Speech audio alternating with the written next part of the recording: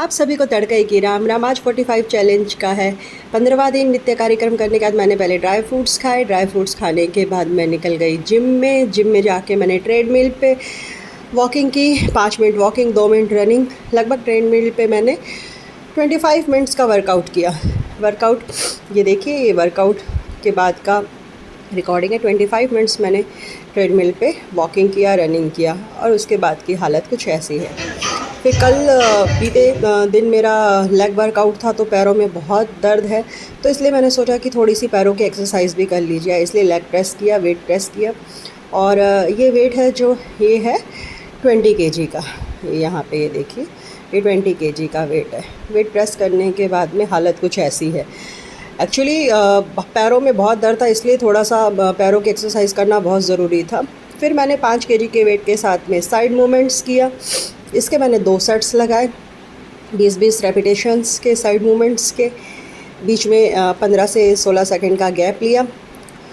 फिर बॉडी के हर पार्ट को एक्सरसाइज करना ज़रूरी है। आज वैसे कार्डियो डे है मेरा, तो कार्डियो डे में बाकी सारा साइकिलिंग ये सब रहता है, तो मैंने थोड़ा सा अपने वर्कआउट में अपने हिसाब से चेंज किया। फिर डंबल के साथ में फ्रंट प्रेस किया, तो ये ज़्यादा नहीं किया, इसमें 10-10 के 2 सेट मारे। फिर अल्टरनेट टो टचेस किए ताकि कमर में जो दर्द है या खिंचाव है वो भी ख़त्म हो सके। अगर आप रेगुलर एक्सरसाइज करते रहेंगे तो आपको दर्द नहीं होगा। ये आदत नहीं होती हमारे शरीर को इतना हैवी वर्कआउट करने के लिए, इसलिए बॉडी पेन करती है। लेकिन आप एक्सरसाइज की आदत डाल लेंगे तो आपकी बॉडी में कहीं पे भी पेन नहीं होगा। फिर मैंने 10 kg की वेट के साथ में फुल बॉडी को स्ट्रेच आउट किया, अप से डाउन, डाउन से अप। इस वेट को मैंने इसकी वेट के भी मैंने 15-15 रेपिटेशन के 2 सेट्स मारे।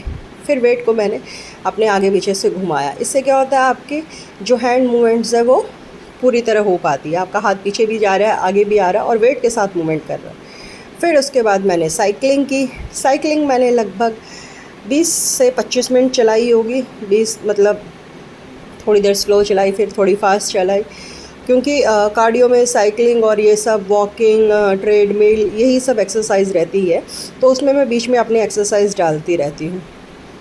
फिर साइकिल चलाई, थोड़ा सा उसको साइकिल के गियर्स को टाइट करके कुछ टाइट में किया, फिर कुछ लूज़ करके किया, थोड़ी फास्ट थोड़ी स्लो, लगभग ऐसे करते करते मैंने 20 से 25 मिनट की साइकिलिंग की।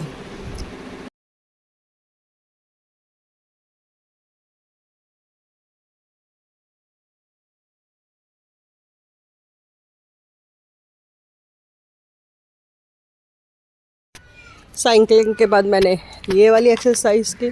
ये लगभग 10 से 15 मिनट की एक्सरसाइज की मैं धीरे धीरे कर रही थी, तो ट्रेनर सामने ही खड़ा था, बोला फास्ट करो तभी असर पड़ेगा, ऐसे नहीं फास्ट करिए इसको, तब ज़्यादा बॉडी पे असर पड़ेगा।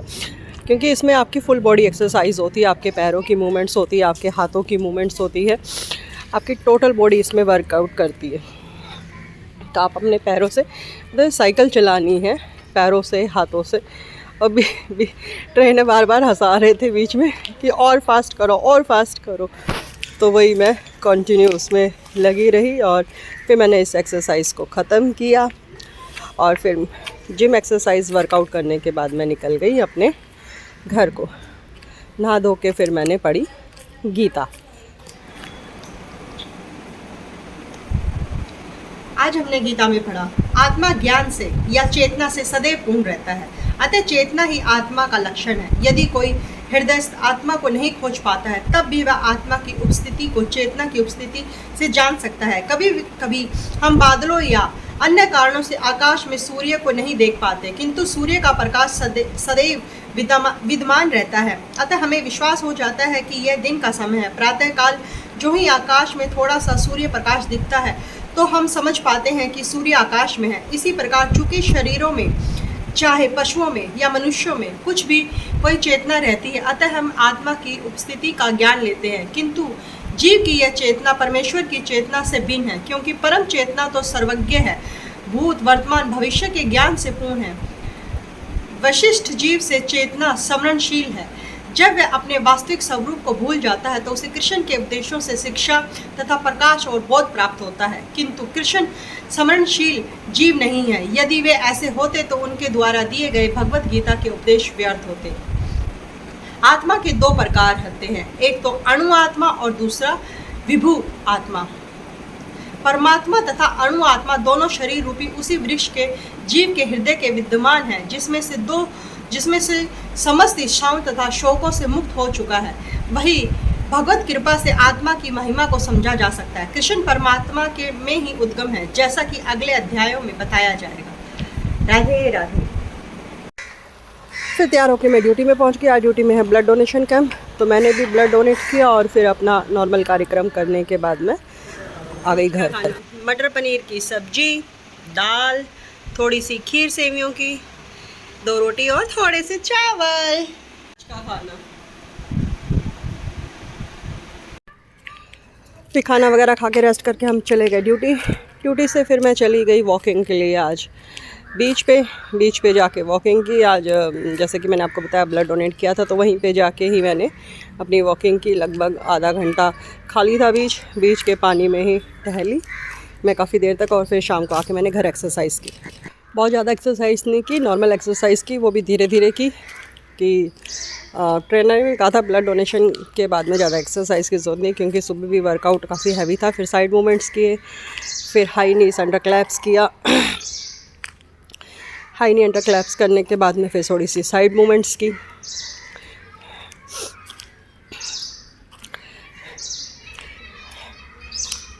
हर एक्सरसाइज के 2 सेट किए, लेकिन 10 रेपिटेशंस के, और दिन में नियमित मात्रा में पानी भी पिया। फिर उसके बाद अपर बॉडी वर्कआउट किया, थोड़ा सा हैंड को बैक में प्रेस करना, आगे से पीछे शोल्डर की तरफ से बैक की तरफ अपने हाथों को जितना पुश किया जाए उतना पुश कीजिए। फिर वेस्ट की तरफ पुश किया। Same in upper body chest workout के या ब्रेस्ट वर्कआउट के जो मेरी एक्सरसाइज हैं, इसके भी वही मैंने 2 सेट के 15 रेपिटेशंस के। फिर अल्टरनेट हाथों को आगे पीछे की तरफ मूव किया। फिर उसके बाद फ्रंट से ही हाथों को एक बार आगे और एक बार पीछे की तरफ पुश किया। ये वाला पूरा सेट करने के बाद में मैंने फिर थोड़ी सी डंबल एक्सरसाइज की। नॉर्मल मैंने फिर डंबल के साथ में थोड़ी ही ज़्यादा मूवमेंट नहीं की, थोड़ी सी मूवमेंट की। फ्रंट प्रेस किया और वो भी धीरे धीरे किया। 10 के 2 सेट्स लगाए, फिर साइड से 2 सेट्स लगाए, यही किया। और फिर उसके बाद में साइड में किया डंबल्स को, साइड प्रेस, और इस तरह से मैंने अपनी एक्सरसाइज को कर दे इवनिंग वर्कआउट को कर दिया ख़त्म। थोड़ा सा फ्रंट प्रेस भी किया और एक्सरसाइज हो गई ख़त्म। एक्सरसाइज करने से आपकी बॉडी में पेन है और आपके शरीर के हिस्से दुख रहे हैं, तो शाम को थोड़ा सा दूध पीजिए और दूध में चुटकी भर हल्दी डालिए। अगर आपके पास हल्दी, कच्ची हल्दी है, गांठ वाली हल्दी, तो वो डालिए और दूध को अच्छे से उबालिए। और इस दूध में हल्का सा गुड़, ठंडा होने के बाद थोड़ा सा गुड़ डाल के और 1 चम्मच घी डाल के आप इसे पीजिए। को अच्छे से उबाल लीजिए हल्दी वाले दूध को। इसमें थोड़ी सी मतलब ठंडा हो, हल्का सा ठंडा हो जाए, फिर इसमें थोड़ा सा गुड़ डालिए, 1 चम्मच घी डालिए। आपके शरीर के सारे दर्द ख़त्म हो जाएंगे। यकीन मानिए, आप पी के देखिए, फिर आपको पता चलेगा। सीरियसली, अगर आपकी बॉडी में कहीं भी पेन है, हल्दी वैसे भी एंटीबायोटिक्स होती है, अंदर अगर कोई इंटरनल चोट लगी है या कुछ है तो वो भी उसे फील करेगी। और दूध बहुत अच्छा होता है, नींद भी अच्छी आती है दूध पीने से, तो पीना चाहिए। और एक्सरसाइज के बाद बहुत बढ़िया है। ऐसा नहीं है कि आपका वेट बढ़ता है। आप खाना मत खाइए, मीठे में मीठा नहीं डालना है, गुड़ या शक्कर, वो भी थोड़ी सी हल्का सा, कि आपको हल्दी का टेस्ट ना कड़वापन लगे। इसको अच्छे से बॉयल करना है, ऐसा नहीं है। दूध को आप जितना अच्छा बॉयल करेंगे हल्दी के साथ, उतना अच्छा रहेगा।